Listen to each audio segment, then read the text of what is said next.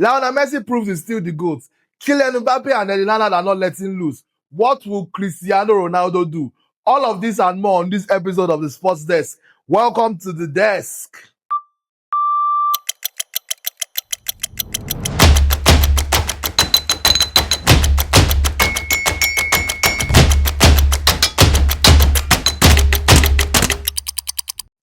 My name is Tunde. This is day 12 review of the World Cup. We're going to be talking about the action of day 12 where we saw four games in the FIFA World Cup day 12, kicking off with Argentina making light work of Austria by 2-0 as predicted in that encounter. Then after that, we saw France beat Iraq by 3-0 with the longest halftime in World Cup history. 2 hours break between both halves. Then Norway 3-2 winners against Senegal. And to wrap it up, by 4 a.m. Nigerian time, we saw Algeria 2, Jordan 1, coming back from behind to beat the Jordanians and pick up their first win of the tournament. But the major talking points from day 12, Lionel Messi, another 2 goals to complement the hat-trick against Algeria, making it 5 goals in his first 2 World Cup matches. And Jordan still to come. Lionel Messi is officially the greatest goal scorer in World Cup history. He was tied before the game against Austria. He was tied on 16 goals with Miroslav Klose. Now he has surpassed him with 18 goals in total, and it's looking like he wants to finish this tournament as the top scorer of this World Cup, because he has never won a golden boot at the FIFA World Cup before. He's won several golden balls, but never a golden boot. So maybe he wants to do that and also, by extension, be the greatest scorer in World Cup history by the end of this tournament. But if there's a player that has something to say about that, it is Kylian Mbappe. Last time out, Mbappe scored 2 against Senegal. What did Messi do? Messi responded with 3 against Algeria. Second round, Messi played first, 2 against Austria. Mbappe responded with 2 of his own against Iraq. At the moment, Messi 5, Mbappe 4. Even Erling Haaland 4, but you expect that Norway will drop out of the tournament at some point. Argentina and France were the finalists last year. They both have the propensity to go further than Norway, you would expect. So the question is simple. Can Lionel Messi outscore Kylian Mbappe at this tournament? It's a simple question that is going to generate 2 different answers. So some people, yes, especially because Messi still has 1 more group stage game to play against Jordan. And you would expect that it's probably another hat-trick. And by the time he scores 3 goals, maybe the lead might be insurmountable, taking him to 8. Remember, 8 goals is the amount that Kylian Mbappe scored to finish as the top scorer last season. Last World Cup. Nobody has even scored more than 8 goals since both Mbappe and Ronaldo in 2002. So the World Cup, typically 5 goals, 6 goals is usually enough to be top scorer. Messi already has 5 goals in the first 2 games. So this year it's clear that the bar is being raised, especially with an expanded tournament, 48 teams, and with an extra game, an extra round of 32 instead of just round of 16 from group stages. Can Messi sustain this? It's very, very possible because Argentina play primarily through him. Argentina's entire flow goes through Lionel Messi. I have not seen dependence on a player this much in forever. Not even in Messi's prime did Barcelona or Argentina depend on him this much. Don't get me wrong, they depended on him. He was the greatest player of all time. He still is the greatest player of all time. So it is clear that they depended on him. But this much, like literally no one else on the team can do anything else. Messi has always been on decent to good teams. And the decent is probably the worst of the Argentina teams in a while. But this current Argentina team is set up in a way whereby they literally cannot do anything without Messi. Second goal that he scored is a good example. Second goal against Austria. Counter was on. He picked out a wonderful pass to Julian Alvarez. Alvarez missed a sitter 1-on-1, and then they got the ball back. Instead of trying to score, they found Messi. Messi beats the first man, beat the second, shot on goal. It was saved. He got the rebound again. So he had to come and finish a chance that he created for Alvarez by himself. That is the level of dependence that this team have on Lionel Messi. Kylian Mbappe, on the other hand, is surrounded by far more quality. But his team still depends on him to be the executor. The quality that they have in Michael Olise is to find Kylian Mbappe, is to find Ousmane Dembele. The quality that they have on wide areas, Bakola, is to find Kylian Mbappe. So they depend on him for execution. Argentina depend on Messi for everything in offense, apart from pressing and all that, because he no longer has the physical attributes, abilities to carry that out. He doesn't. He spends lots of the game. He used to do that in his prime too, but more than ever, Messi spends time and time again just walking up and down the pitch, just waiting for them. Even when Argentina are in attack, a lot of the time it's the fourth runner, it's the fifth runner joining the attack. Especially against Austria, I noticed that a lot. There will be a loose ball in the box that comes out to the edge of the box, and that's when Messi would just be arriving as the fourth Argentine runner. So he no longer has the physical gifts that he used to, but he still has the technical gifts in spades. In spades, he's still a clinical finisher. He still has a magical wand of a left foot.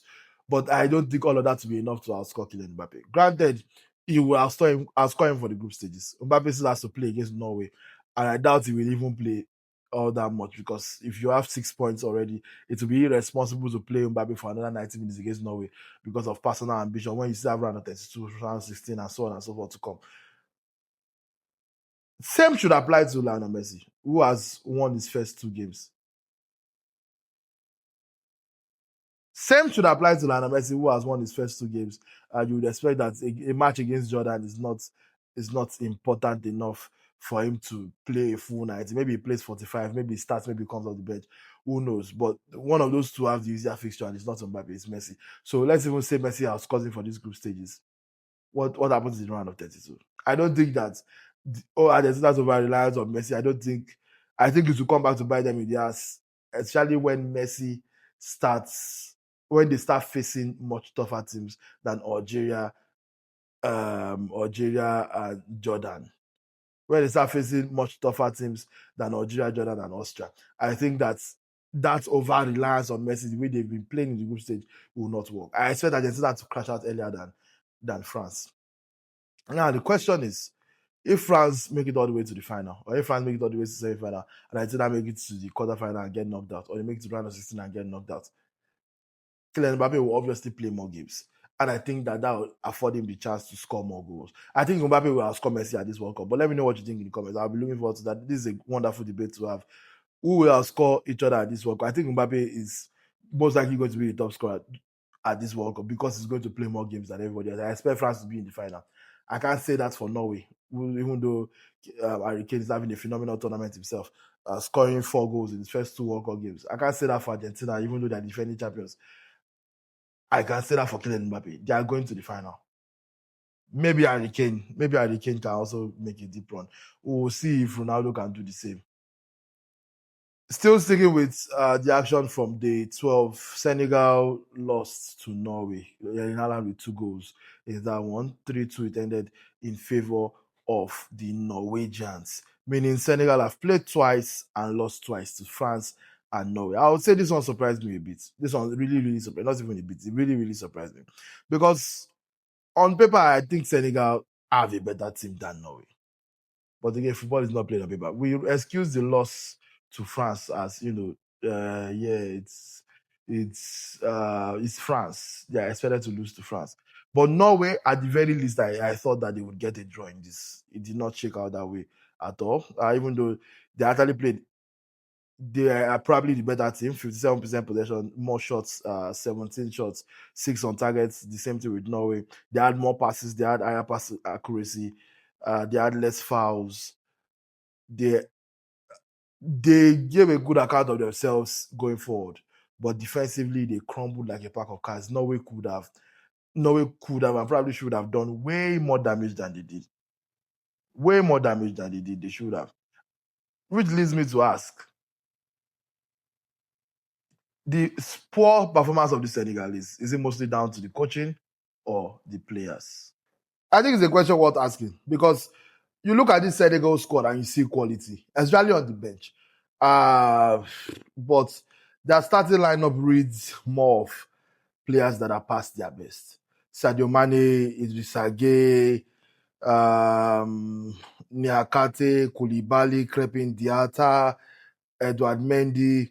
These are all guys that are deep in their 30s.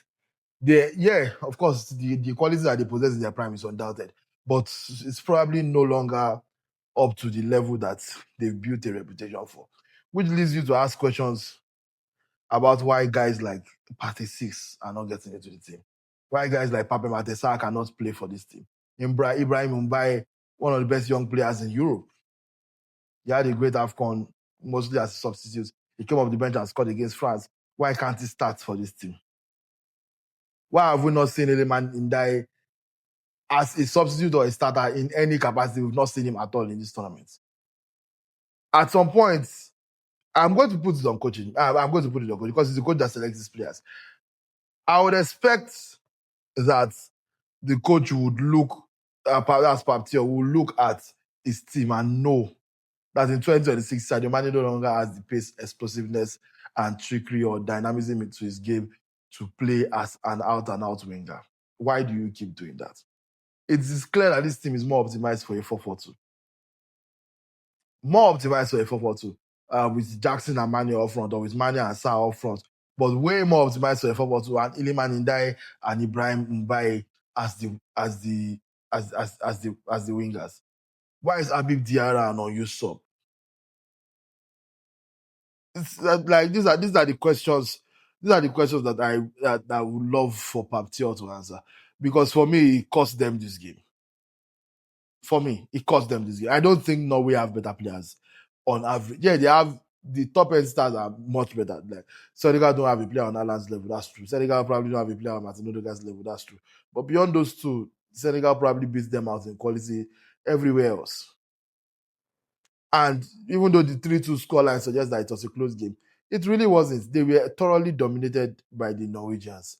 Even though they had more position, they were dominated by the Norwegians. It was a constant transition nightmare. Koulibaly passes, Betts can't run, can't keep up with anybody, can't intercept passes, kept falling at every opportunity. Why does the coach insist on playing washed players while keeping players that can actually help on the bench? And now their qualification hopes hang by a thread because they go into the last game in Group I against Iraq.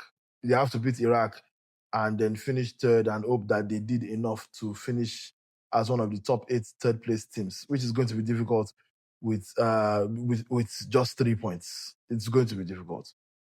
Having just 3 points and hoping to qualify as one of the top place teams, you have to then have a superior goal difference, which they do not, because they've lost. They are currently on -3. They've lost the first game by 2 goals, lost the second game by 1 goal. Let me just go through some of the third place teams after 2 games. In Group A, Czech Republic have 1 point. They are currently third. Group B, Bosnia have 1 point. They are currently third as well, but they face Qatar in their final game, so they might end up with fourth, with 4 points, and not even in third at all. Third place in Group C is Scotland, already with 3 points. Third place in Group D is Paraguay, already with 3 points. Third place in Group E is Ecuador with 1 point. Third place in Group F, Sweden, already with 3 points. Third place in Group G is Belgium, 2 points, and they will face New Zealand on the final day. So they will most likely end with 5 points. Third place in Group H is Cape Verde, already with 2 points. And then there's Senegal, third place in Group I, but they've not picked up a single point. In fact, they are the only third place team that has played 2 games and still don't have a point. So it's not looking good in terms of their outscore qualification. I hope that they're able to figure out that in the last game against Iraq, because they need to win by as many goals as possible, and they hope for the best in the other games. Anyway, moving on from that game, I already mentioned Algeria coming back from behind to beat Jordan by 2-1 to save their World Cup qualification hopes for the next round. Now, pretty much a draw against Austria in the next game will do it to take them to the next round. Whether as second or as third, I expect 4 points to be enough. So they put themselves in a very good position. Jordan, I've spoken very, very highly about them already. I consider them to be a very good team. But Algeria figured out something mid-game, and Jordan had no answers for it. Algeria realizing that they are physically taller, bigger, and better in the air than the Jordanians. And they just kept spamming corner kicks and scored 2 goals directly from that. So let's turn our attention to match day 11, where Portugal versus Uzbekistan is the first game. And I don't want to ask whether Cristiano Ronaldo can match Erling Haaland Kylian Mbappe or Lionel Messi at this tournament because it looks like it can't. Yeah, it looks like he can't. So I'm not going to do that. But what I do want to do is to pose a Ronaldo question to you, Ronaldo fans, football lovers, and so on and so forth. If you had the option of a Cristiano Ronaldo having a poor personal World Cup like he's currently having, you imagine the game against Congo, but it does that for 8 games. Terrible performances or anonymous performances, but for 8 games, Portugal keep finding a way and they advance to the final and win the World Cup. Would you rather that Ronaldo win the World Cup without scoring a goal or even having a good performance at all in any game? Or you would rather Ronaldo be having the kind of World Cup Haaland is having? 2 goals in each game, looks a threat in every game, one of the best players at the tournament, but you know his country is not going to win the World Cup. Like, yeah, I think Norway winning World Cup will be one of the shocks of the tournament. So that's the question. Which would you rather have? If I don't know Cristiano Ronaldo personally, but I have an inkling what he would rather have. I think that a World Cup where Ronaldo wins, but he doesn't play well, doesn't score a goal, his reputation takes a hit, is a net negative for him.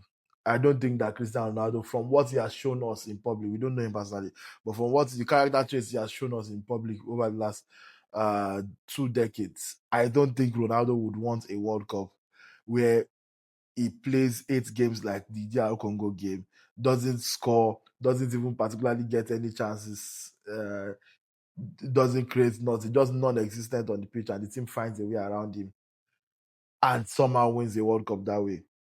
I think you would much rather have one last tournament as the Cristiano Ronaldo that is dominant, that can do whatever he wants on the football pitch, even if they will not win it. I think that's what I think. You would rather have a 10-goal World Cup and crash out of the quarterfinals than a 0-goal World Cup and win the World Cup. That's what I think. Well, let me know what you think in the comments. Which would you rather have? Which do you think Ronaldo would rather have?